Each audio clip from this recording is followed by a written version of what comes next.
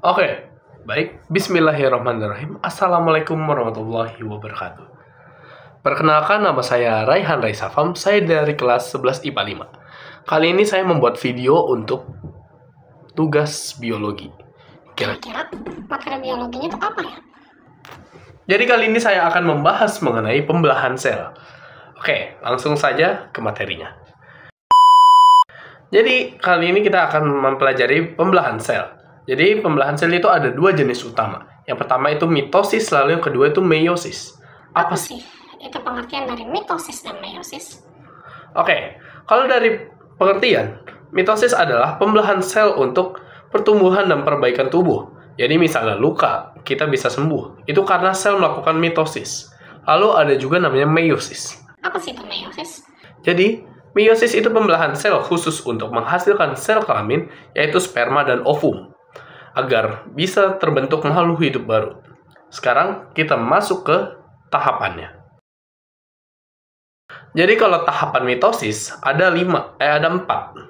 Jadi yang pertama tuh profase. Profase adalah di mana kromosom mulai terlihat jelas, inti sel atau nukleus memudar. Lalu yang kedua ada metafase.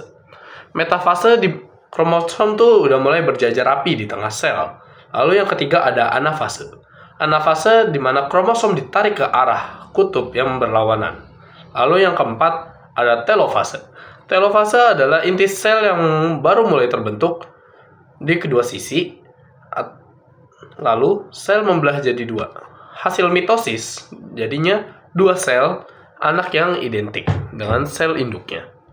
Lalu ada juga namanya tahapan meiosis.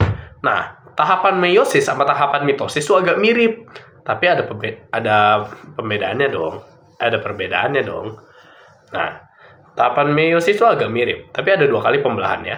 Jadi kalau meiosis 1, kromosom homolog dipisahkan. Nah, habis itu menghasilkan 2 sel. Habis itu ada meiosis 2. Mirip mitosis, masing-masing sel membelah lagi. Jadi, hasil akhirnya 4 sel anak yang berbeda-beda dan punya setengah jumlah kromosom dari sel induk. Jadi, sudah kita bisa lihat ya, perbedaan mitosis dan meiosis. Jadi kalau mitosis itu buat pertumbuhan dan perbaikan, hasilnya 2 sel identik. Kalau meiosis buat reproduksi, hasilnya 4 sel kelamin yang berbeda. Nah, itu penjelasan singkat tentang mitosis dan meiosis. Kalau diibaratkan, mitosis itu kayak mesin fotokopi yang dibikin salinan sama persis. Sedangkan meiosis itu kayak mesin yang bikin salinan unik untuk diwariskan ke generasi berikutnya. Baik, sekian dari saya. Terima kasih waktunya. Sampai jumpa di lain waktu. Wassalamualaikum warahmatullahi wabarakatuh.